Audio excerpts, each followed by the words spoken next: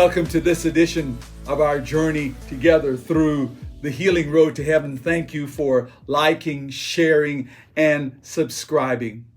We've just concluded 20 years of warfare in the country called Afghanistan. And of course, just days ago, the last plane took off from Afghanistan, and we are now officially concluding our longest war. But if you're like me, you have a little bit of sadness about the Americans that we lost in that long, horrible war. But there's also a little bit of sadness about the fact that we left some people behind. And I use it as a jumping point today to talk to you about living by the creed.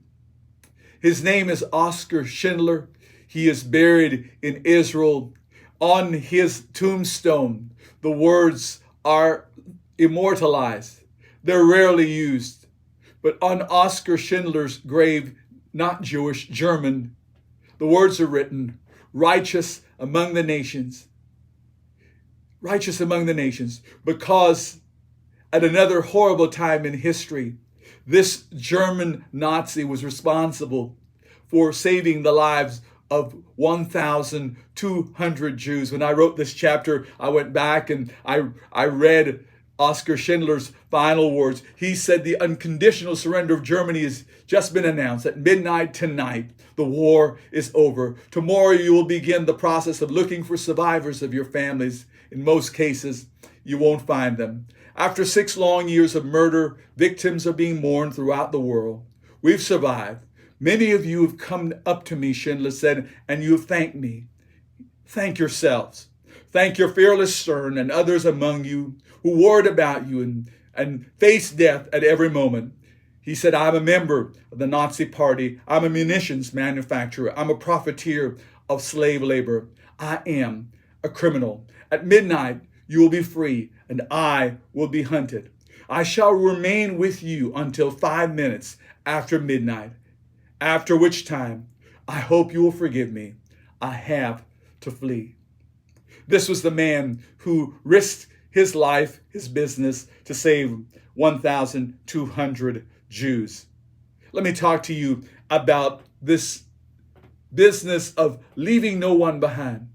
My late mentor, Bishop Haney, he was renowned for being a man who restored people. And so I wanted to share with you that, again, that as believers, we have a solemn responsibility, a solemn oath, that to the best of our ability, we will reach for the last one.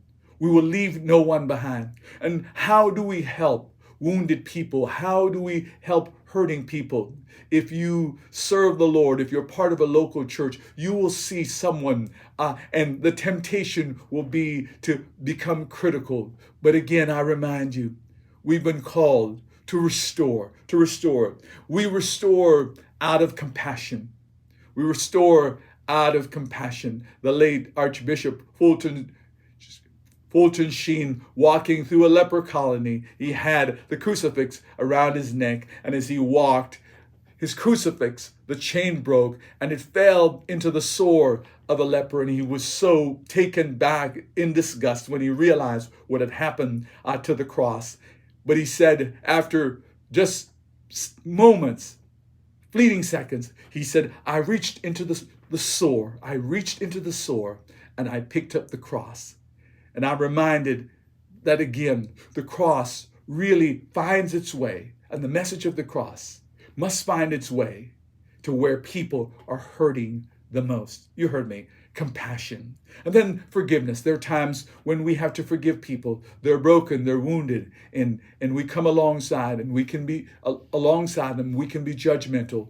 But in that moment, we offer them the compassion of Jesus Christ, and we offer them the forgiveness of the Lord Jesus Christ. We become his hands, his feet, and we become his voice, allowing them to experience forgiveness. And then the work of restoration. And I tell you about restoration, it always takes longer than we think. But when we have committed ourselves to restoration, it's like the man who picked up the fella that had fallen among thieves and took him to an inn. He said to the innkeeper, he said, here's some money, take care of him. But he said, it's probably going to cost more. But he said, when I come back, I will repay you. And so let us be reminded today that we have been given the ministry of reconciliation, but we have also been given the ministry of restoration. I challenge you, let's live by the creed. To the best of our ability, we will leave no one behind. That's my word for you today. Take a moment again and share my thoughts with your friends on YouTube, on Instagram. Like, share, subscribe. Father, I ask you, Lord, to help us, God, to be people who know how to step outside of our own comfort zone, outside of what becomes the principal thought in our lives, me. Help us to step away from me, God, and to see the world and to see people the way that you see them. Sometimes it's easy, God, to be judgmental because we lack compassion. Sometimes, God, it's easy, God, to be unforgiving when really the moment calls for forgiveness. God, help us, dear Lord, to come with the spirit and the attitude of restoration. That's what you would do. And so to be like Jesus, to be like Jesus. On earth, I long to be like him. All through the journey from earth to glory, I only ask to be like you. That's my word for you today. I love you. I'll see you next Wednesday. God bless.